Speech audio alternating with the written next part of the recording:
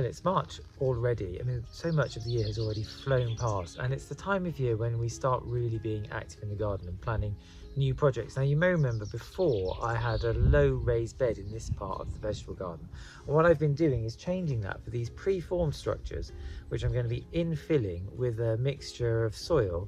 And then behind me I've bought some cold frames, which there are quite a lot of different types around, that I'm going to be using on here, and it makes it a really multi-purpose space. Now, the first thing that I'm going to be doing is filling this with a mixture of soil and then good compost on top.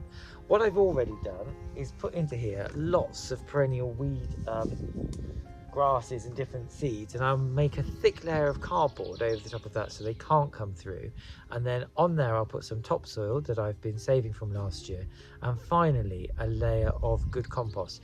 It will over time sink down and I'll be able to retop that as I go, but as a starting block it's quite a lot of soil and material to get into this to raise it up. Once I've done that, I'll then be making the cold frame, and I'll be explaining to you why I've chosen this particular type, because I say there are a few, and then we'll be able to start using it for production of vegetables and also early plants and perennials and annuals and things like that. Okay, so the first step in using this raised bed was to fill half up with weed like grass and different things that I had lifted from borders I've been working on. I've really let that dry out. Now, there is a chance some of that could regerminate once this process starts. So what I'm going to do is use cardboard that the cloche came in to make an impenetrable layer. Actually, this is such a good fit. Let's just really press it down nice and firm. And you can see that basically, because there's no way light's going to get there, everything that was living is now going to die, and that gives me about 30 centimetres to put my topsoil in the compost, which is the next two parts of the process.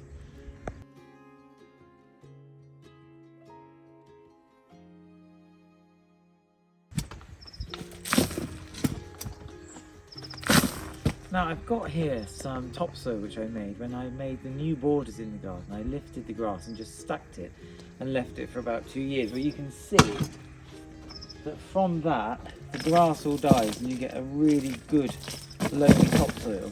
And I'm going to make a layer of that in here first, because that really helps with water retention, and particularly for salad crops it means that you're not going to be out here watering every 5 minutes. They're going to make good healthy plants. I'm going to put a layer of that, and then after that I'll put a fine layer of good quality peat-free compost, which is what I'll be sowing into. So I'm going to fill up now with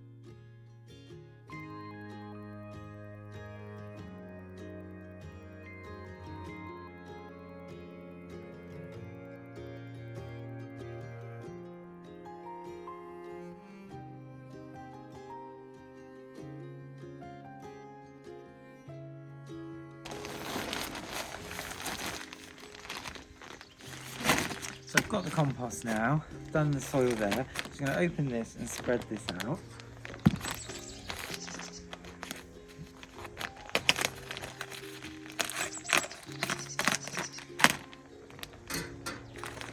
Now you can see this is a really good peat-free compost. There's absolutely no need to be using peat for practically all of our gardening needs actually.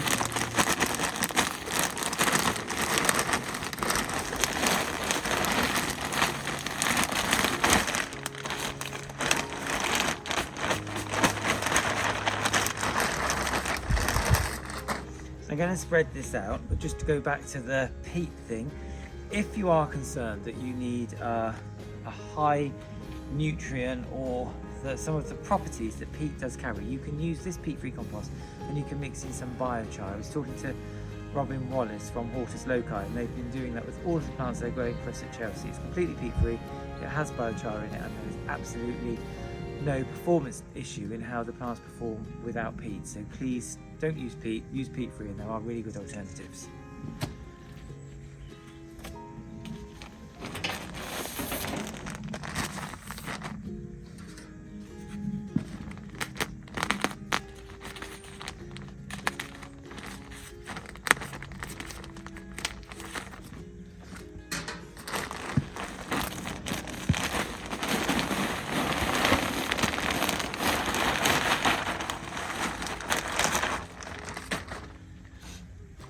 So I've got my cold frame, and I said I'd just explain a little bit about cold frame. So this is a double aspect one, which is really useful if the sun travels across your garden, so you get sun on both sides and it heats up equally. If you had a garden where you were predominantly north or south, then there are cold frames which have just like a single sheet, one side is higher than the other, and that means that the sun can warm up that space. So this one's ideal for me, so you need to just have a little look into that, and there are plenty of places online that you can buy them or go to a good independent garden centre. I'm going to fix this one in place now. I'm going to put the top on and put the opening flap, and then you'll see in my bed I've got some spare spaces. So what I will do is sow some salad crops into there, but to begin with I'm just going to finish the cold frame, and then I'm going to let the whole thing rest for about 3 or 4 days, because the soil will need to settle and you may need to top it up, and also putting the cold frame on now means that the soil inside the cold frame will warm up a couple of degrees more than outside, which will make germination a lot faster. So let me finish this off, and then basically that's that.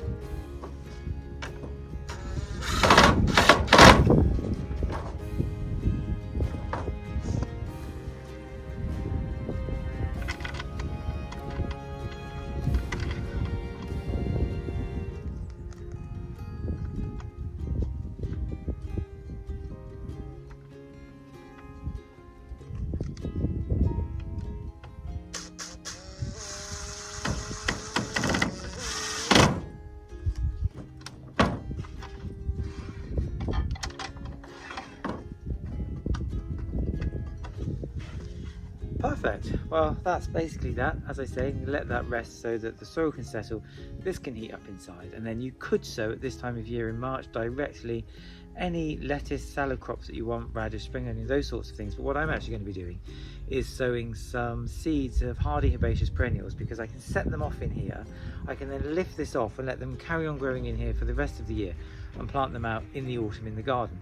Now I've got a second raised bed here next to this one, which I'm going to do exactly the same thing, but next year what I will do is add a layer of hot compost or something like horse manure with a layer of compost on top, and that becomes a hotbed, and I can start sowing salad crops in January outside, which is really exciting. So a cold frame is an absolutely essential addition to the garden. You'll be using it year round.